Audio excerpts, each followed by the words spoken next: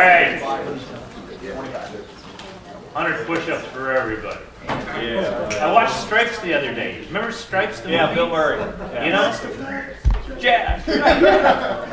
You know? And he's sitting there and he's like, I could do 20 push-ups. We can't go in the army, you know? Dave Lakhani, this book, I saw this book on Barnes & Noble, and it bothered me because there were 2 copies of this book and one of mine on the shelf. And that was several months ago. Wiley & Sons publishes this book, which means this is a guy who's made it. Dave Lakhani has an amazing story, and he has more than story. He's put it into text. He has a unique look at persuasion, which is quite cool. And at the end of Dave's presentation, we'll be taking about a 15-minute break. You might want to pick up a copy for sure, because it is a good book. It really is. Today I got my 2 favorite persuasion authors with me here. You know, it's like I got Dr. Knowles and I got Dave Lakhani, so it's like I'm honored too. This is really nice. So please make Dave very, very welcome.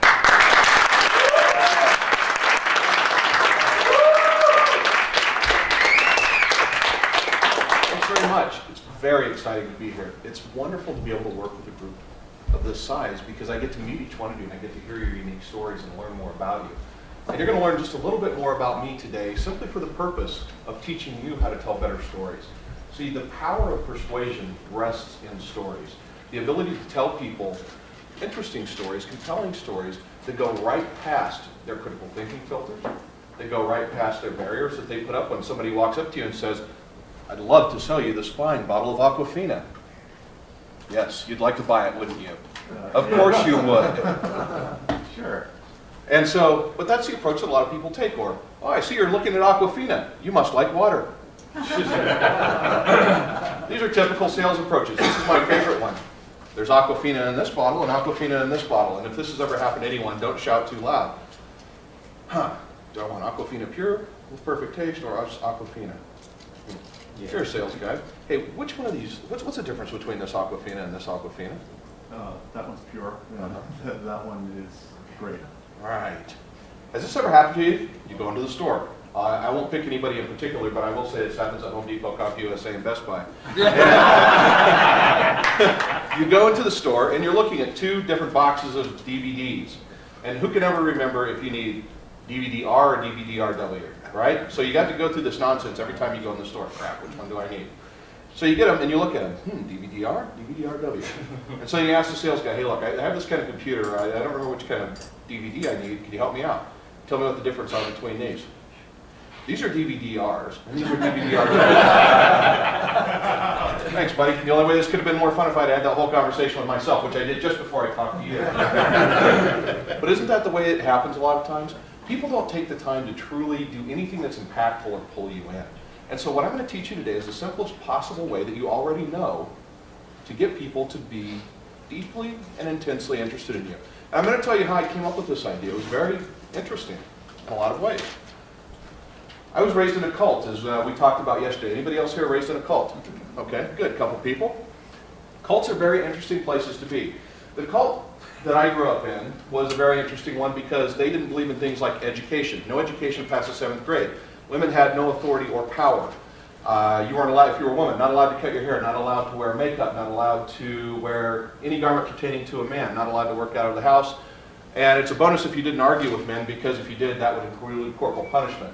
By the time I was 13 years old, no other woman in the church could really refute what I said. And if she did, there was a price to pay for that. There was a consequence, even my mother. And at 13 years old, having that kind of power is really kind of cool. And wildly inappropriate. And so, as I began to look at this, as I got older and older, because the my mom wouldn't do is she wouldn't take a hard stand on education because she was educated. So she said, you can make your own decision. Now, don't ask me why, as a 12 or 13-year-old boy, I decided staying in school was a really good idea rather than sleeping in late and doing anything else. By the way, not allowed to watch cartoons or TV or anything like that, so staying at home and watching TV wasn't a real option. So really, if you stayed home, it just meant you got to work more. The interesting thing about growing up in a cult was this.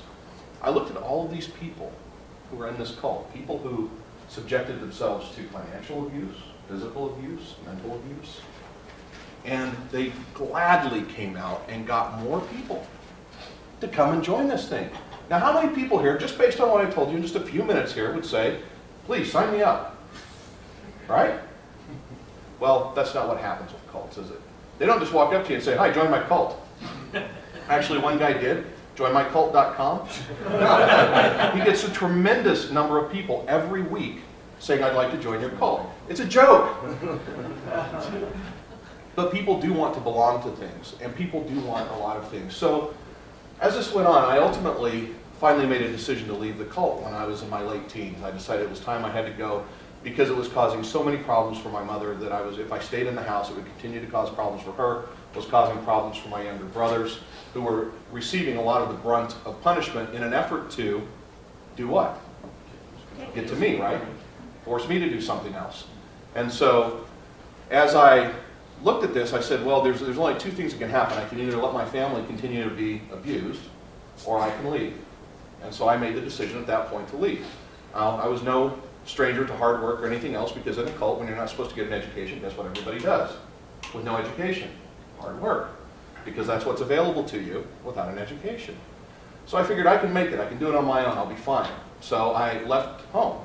But before I left home, I got to do one more exciting thing. I got to come to church one last time. Church was an interesting place because church happened at least 5 times a week. And like on December 31st, you had to get down on your hands and knees and pray to God that the world wouldn't end the very next day. Your personal responsibility, if you do not pray well enough, you'll be responsible for killing everyone. And only 144,000 of the everyones you kill can go to heaven. So do your best. And so these were the kind of things that they did. So I had to go to church one last time. The last time that I went to church was to have them excommunicate me from the church.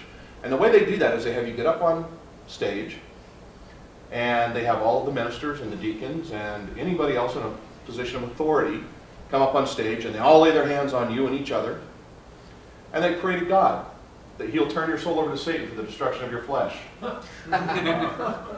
That you'll be systematically demonized and humanized, torn apart, shred asunder, until you ultimately die and go to hell, or drag yourself back to this organization for salvation, for them to save you. And then maybe you'll die and still, maybe you won't go to heaven.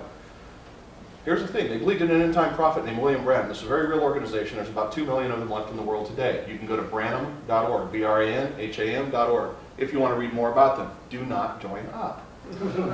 Now, that sounds funny, ha ha ha. My mom was not stupid, she joined up. Don't do it. It's just a frame of reference for you. So I left and I went on with my life. And as I went on with my life, there was a couple times during my life, like when I got shot, I thought, maybe that prayer's working. You know, things are happening. And as I looked at the whole thing, I just finally was able to distance myself. And I'll talk a little bit about that later as I talk about stories. But the important thing is that as time went on, my mom stayed with the church long after I left, about another probably 10 years. And she finally did leave the church because of something very significant that happened to one of my younger brothers. And so she left the church as a result of that.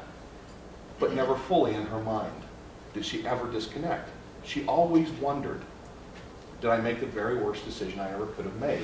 And we happened to be talking about that. My mom died in 1999, very suddenly and unexpectedly. And it was, if any of you have lost anyone close to you like that, you know you kind of relive the last few conversations you had with them and all those kind of things as you're processing your grief. Well, as I was doing that, I remembered having this conversation with her. We had it just a couple days before she went in the hospital. And the whole conversation was about, I'm really afraid I made the very worst decision I've ever made in my life. I still am afraid that I might not be able to go to heaven if I die. And we talked about that, and my perception at that point was, Mom, look, if you don't, who cares? Because everybody you know is going to be the other place anyway. So you can't suck any worse than this, But she could never quite do that. And after she died, I was thinking about that. I was sitting there taking care of some business related to her estate prior to the funeral, and I started thinking, all those years that she spent doing this, all those years that she spent involved in this organization, what was it? What was it that was so important to her that she could not get anyplace else? And I discovered what it was finally. You know what it was? Salvation. Salvation for her soul in this case. But aren't your customers looking for that very same thing?